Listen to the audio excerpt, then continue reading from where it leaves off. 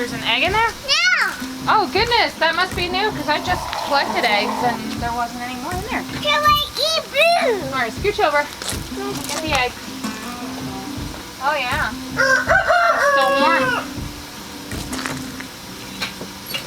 Oh, more.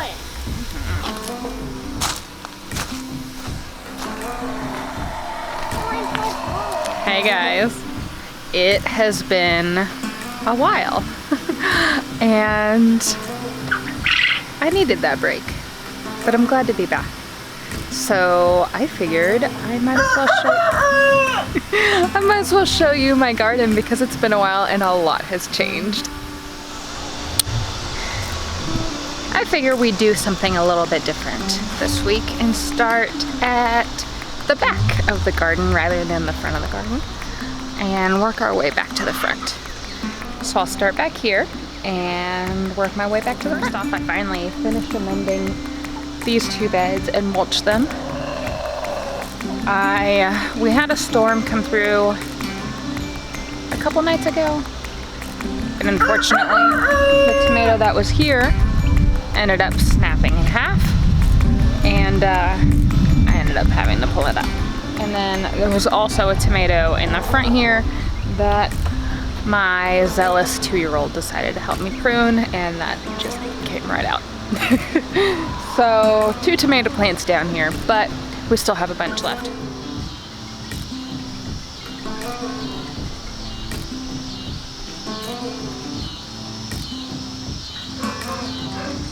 That's a big old fused blossom right there. Can't wait to see what kind of tomato comes off of that. That'll sure be interesting. This guy needs a bigger support, which will be happening soon.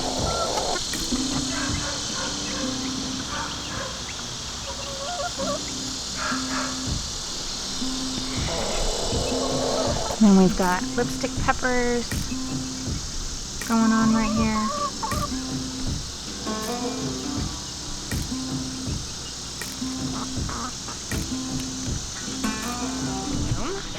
My marigolds have finally decided to bloom.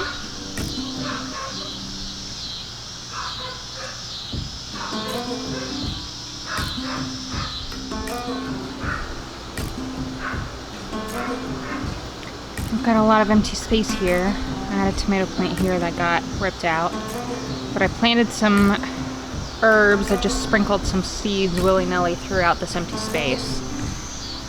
So hopefully they'll come up soon. The chamomile is starting to fight with this heat. It's laying over. And the feverfew is about done here and here. But we've got some new feverfew blossoms coming up right here.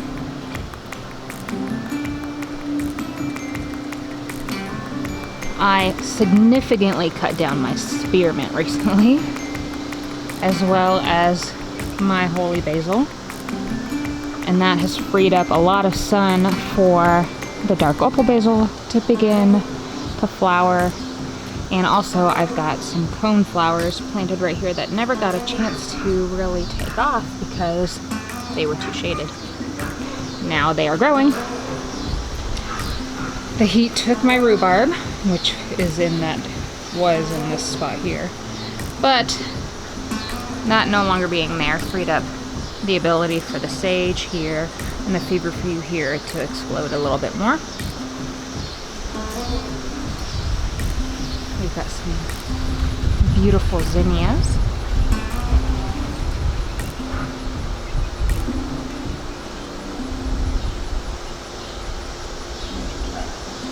So, fun story. I started a whole bunch of okra from seed, thinking, man, I'm just going to be overrun with okra this year. I'm so excited. I love okra. I had countless Clemson spineless started, and then also a variety called Orange Jing that I got from Baker Creek at the Shindig. And the only one of those seedlings that I originally started that survived was one orange jing seedling, and it's right over there, and it's completely stunted compared to this one that I started from seed. I direct sowed it, put it directly in the ground, and it is huge compared to this tiny little guy that is just stunted. It has not produced anything. It has not grown past this stage. It has been in the ground since early May.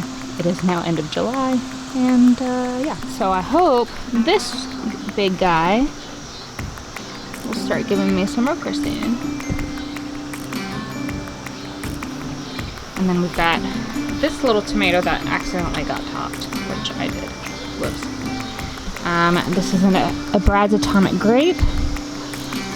Here's some right here. Brad's Atomic Grape.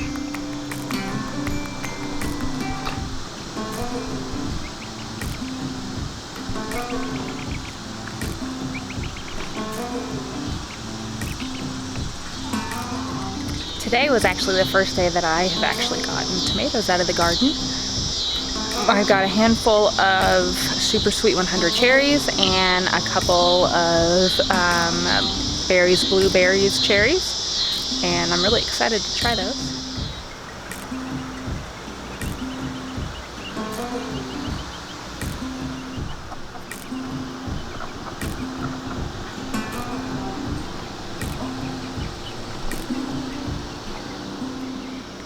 So here's another coneflower that I started at the same time as that other tiny one, and you can tell that the difference is all about sunlight. The nasturtium is starting to struggle in the heat. All of them have been struggling pretty badly.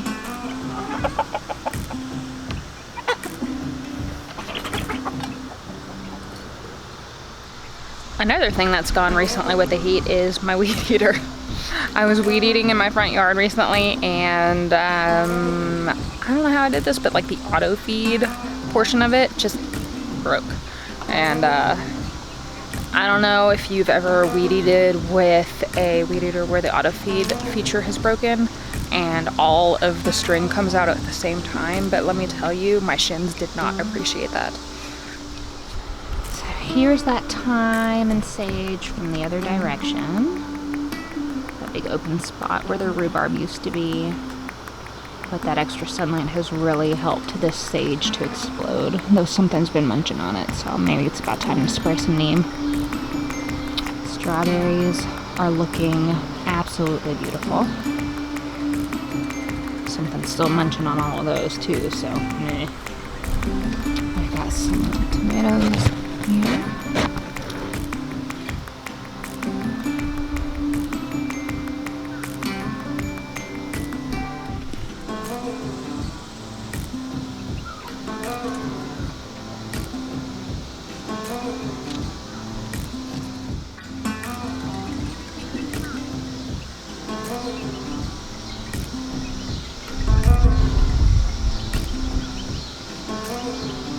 So down here I've got a whole bunch of bush beans. They're a French variety from Baker Creek. They're yellow, and I know that the beginning of the name starts with a burr, which is the French word for butter, but I don't know the rest of it.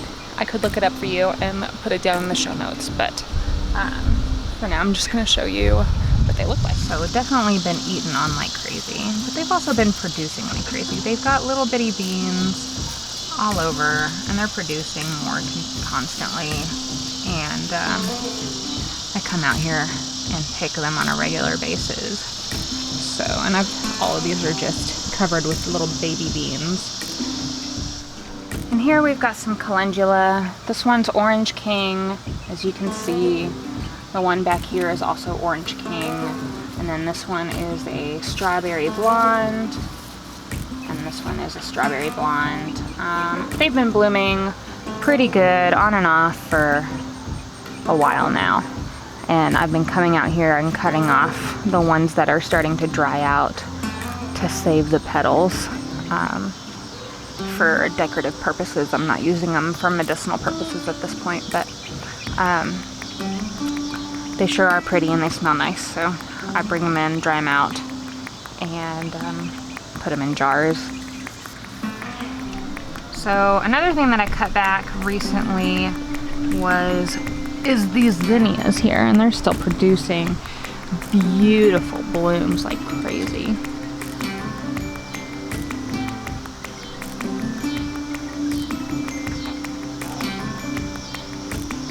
But they were taking over this space, and the tomatoes back here, the berries, blueberries, and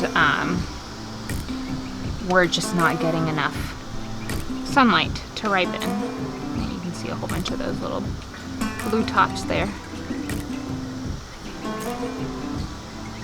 So I cut a whole bunch for drying and cut flowers in the house, decorations, and that helped free up some light over here, and also it freed up some light over here for this tomato plant here. You can see that I cut all those. And then this basil, which was super tiny when I planted it, has just exploded. It's gone to seed, but that's okay. I've got, and I always forget that these are here, but we've got some pepper plants back here and right here. And they are finally starting to flower, thankfully. You can see the little blossom there too. And then we've got another pepper plant here behind this basil, and all these pepper plants that are big, they're all lipstick peppers from my friend Amanda. Almost all of my pepper sorts didn't make it. The nasturtiums are struggling hardcore in this heat.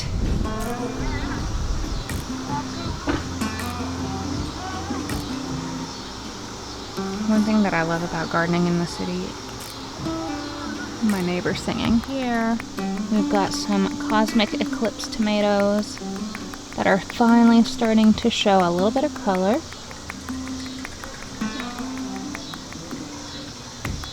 Color other than green, I should say. Got a big tomato back here. We've got a hidden marigold here. I had a Murasaki purple pepper here, and I decided that these cucumber leaves were in the way. And I thought, all these cucumber leaves are in the way. There's no way that this guy's gonna get enough sun. He's never gonna get bigger. So I dug him up and I moved him. And I'll show you where he is, because he actually survived that transplant. And hopefully it'll eventually produce some sort of fruit. Now, this cucumber plant is starting to look a little sickly from the heat, but I cannot tell you how many cucumbers I've gotten off this one plant. I've gotten more than I can definitely count. I've got at least 10 cucumbers inside, and I've given away more than I can count. And as you can see, this trellis is just completely covered with more cucumbers. Just all over. We've got cucumbers literally everywhere.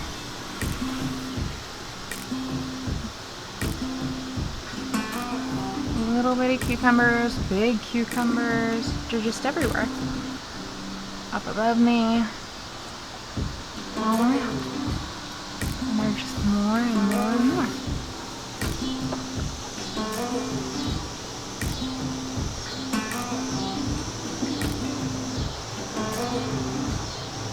That goes almost all the way around the arch. And I'm almost certain if it survives this heat, it's gonna go all the way around, which is about to be a problem because I'll show you why, and keep producing until it frosts. And that's amazing because that's just one plant. And they are the sweetest, juiciest, crispest cucumbers that I've ever had. Like, my biggest problem with cucumbers is that anytime that I've ever grown them is they were completely inedible because they were so bitter. The skin was bitter and it permeated into the flesh of the fruit, and we just couldn't eat it. My kids wouldn't eat it, and I would still go and buy cucumbers from the store. And this here was my last ditch attempt to grow cucumbers before I threw in the towel and said, well, I guess I just can't grow them. This is a Tokyo green cucumber from Baker Creek, and I can't recommend them enough. I really can't. They're the best cucumbers that I have ever had, and they're perfect for eating fresh. I also have a cucamelon plant mixed up in this big old mess of cucumbers, and I've gotten all of 2 cucamelons off of this plant, but I'm hoping now that it's finally warmer on a more regular basis that I'll get more. I'm seeing little cucamelons all over the place. My issue is that they're so intertwined with the cucumber vines that I'm having a hard time like picking them out. So if you look, I'm gonna turn you around. So if you look up here next to this cucumber, here's a little bitty cucamelon right there. Get it to focus. There's one right here. There's one right here. There you go, one right up there. Got little bitty cucamelons there. Because what the vine did is it started here next to it, and it went up and around on this side, but then the cucumbers came up and like took over the spot, so they kind of just intertwined back through. So every now and then I'm finding little cucamelons just mixed up with the cucumbers. So every now and then I'm just finding little bitty cucamelons mixed up with the cucumbers. None of them are ripe yet, but it's a fun little surprise. So let me show you the reason why it's going to be a problem that this cucumber is taking over this trellis so much. And that's probably bad planning on my part, but I was trying to fill out empty spaces on the trellis and I didn't think this through as much as I should, but I was trying to fill in empty spots and it happens. So on this side of the trellis, I have cantaloupes planted. And as you can see, they're already getting up pretty tall. And that's going to be a problem because right above them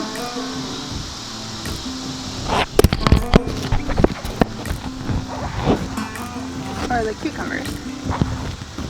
So there's not that much space left between the cantaloupes and the cucumbers, and of course I planted 2 cantaloupes, one on this side and one on this side to line up both ways, hoping that they would have met in the middle, but I didn't take into account that the cucumber would keep going. Honestly, I'm not really that upset about it. It'll intertwine and I'll probably end up having to pull out this cucumber at some point. But yeah, as long as I get a couple melons off of this, or even if I don't get any, it's still nice to have the green on the trellis. So this is also where my orange jing okra is, and it's not doing anything. But behind here, I had planted some black and white dianthus that I had gotten seeds from Jess from, and I've never grown it before, so I'm hoping that's what this big plant behind here is. I'll show you what it looks like. So if you guys can tell me if this is dianthus, I will leave it here, and if it's not, then I'll pull it up because it's a rather large plant. So back behind here, this big plant here, I think is dianthus. And if it's not, don't let me know below. But if it is, I'll leave it there because it's black and white, and that seems like a really pretty color. So let me know down below. Is that dianthus? Is that the black and white dianthus that I tried to grow, or is that just a mystery plant? Because if it's a mystery plant, that means it's a weed, because I didn't have this garden last year, so there shouldn't be volunteers if it's not a weed. So on this side of the cucumber trellis, we've got some cinnamon basil,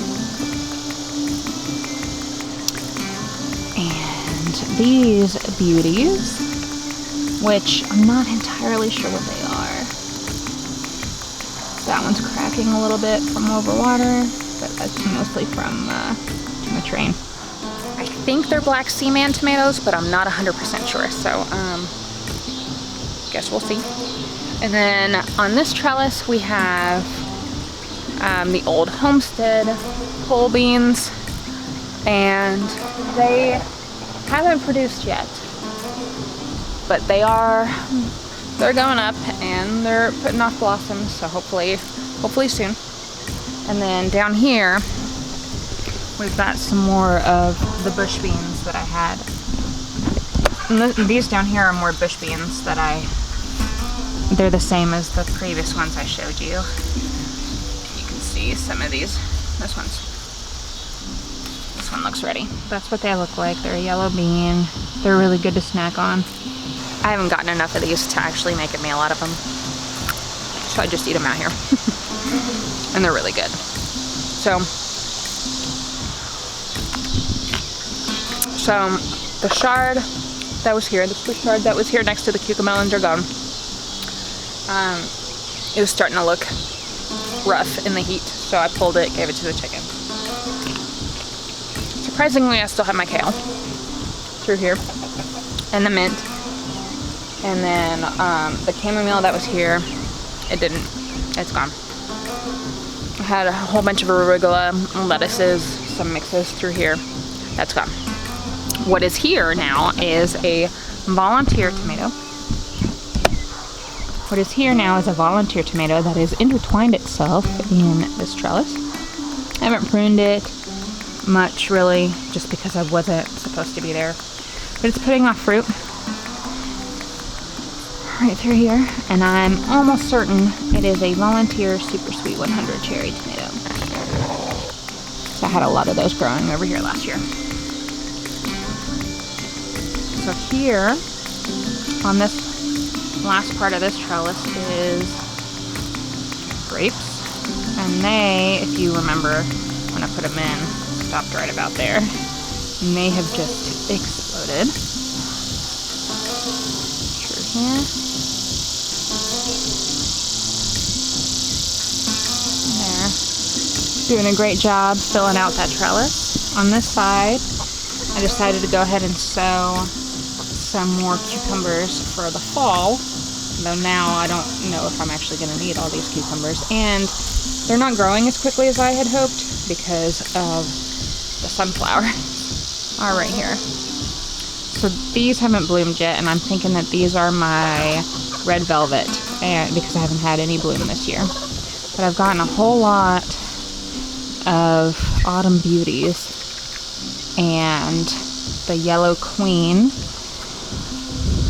Here's the yellow queen. They're on their last legs, a lot of them, because of the heat. There.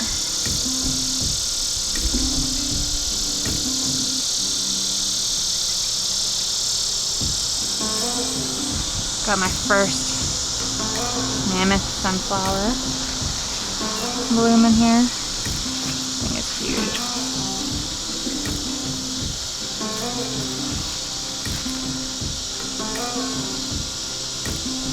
And this one is super close. And we've got more homestead beans coming up this side.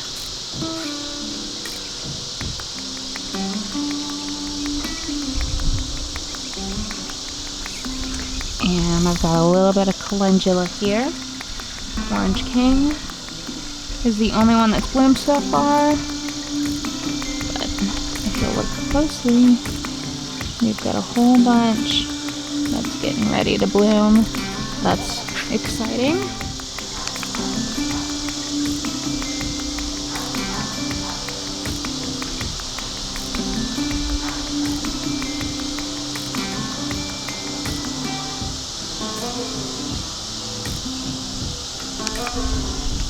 Alright, so here in this last bed we've got some marigolds that are tiny because I just put these in recently, actually. Here's a Murasaki purple, and here's that one we transplanted, and then I also had a whole bunch more that I'd started from seed throughout here, and one by one they got picked off or shriveled up.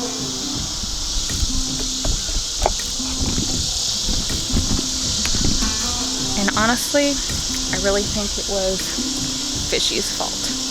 He he was using that bed as a litter box for a while, and it took me a while to realize what he was doing. So by the time I realized what he was doing and I mulched it finally, the damage was done. So this will just be a bad year for peppers and it'll just have to be a learning experience. So I hope you liked my little garden tour. I'm so glad to be back. If you liked the video, don't forget to like and subscribe. And I really appreciate you guys watching and being here. And just thanks. Hope you guys have a great day.